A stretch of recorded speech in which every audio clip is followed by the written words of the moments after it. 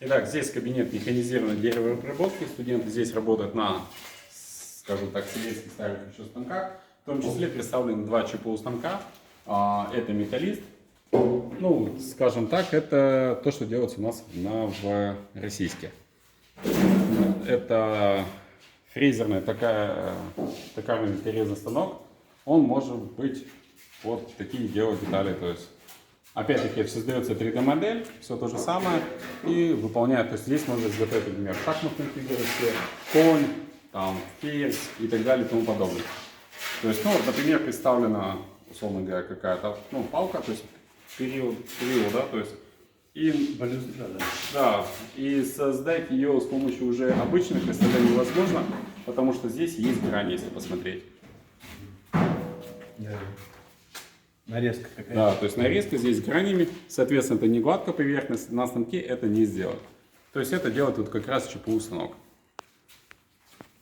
А как все-таки он делает, допустим, коня? Я понимаю, когда... То есть вот он перемещается, то есть он крутится и, соответственно, то есть он едет, то есть потихоньку.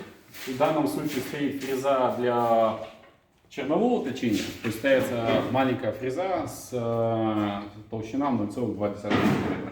И, соответственно, очень маленьким размером он все вытачивает потихоньку. Причем конь, вот как раз как мы были в начале цеха, там конь лежал, вот, который здесь выточен был. Все. Да. Так, те станки еще советские, да? Ну, это советская, да, станки. Ну, не все. Ну, это уже, да, то есть это мультик. То есть учителей труда вы уже не готовите? Почему? Это и есть учителя труда, но только не, получается, не старый учитель труда, а современный, который знает помимо ручной обработки металла и древесины, то есть кроме механической обработки, да, металла, древесины, они знают и робототехнику, и 3D-моделирование, и виртуальную реальность, и, соответственно, ЧПУ станки. А такая дисциплина, предмет как труд в школах остались? Труд в школах остались, сейчас, наверное, я так понимаю, будут его возрождать дальше. Технологии. Ну, технология называется дисциплина. Да. Да. То есть сейчас в связи с последними событиями, то есть идет, ну, упор на, опять-таки, восстановление технологии. А обучаются вот, будущие учителя-преподаватели тому, как держать молоток правильно, чтобы стукнуть по пальцу.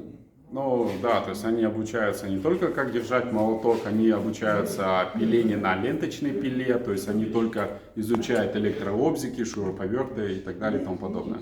То есть помимо ручного инструмента, они изучают и ручной электроинструмент, изучают и станки, в том числе современные с ЧПУ.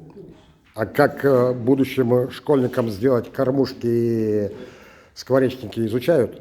Да, то есть это изучается, кроме этого, то есть студенты у нас сами делают, и на данный момент у нас в ДНК на уроке технологии семиклассники, которые к нам ходят с лицеев, изготавливают кормушки и также изготавливают лопатки для детских садов.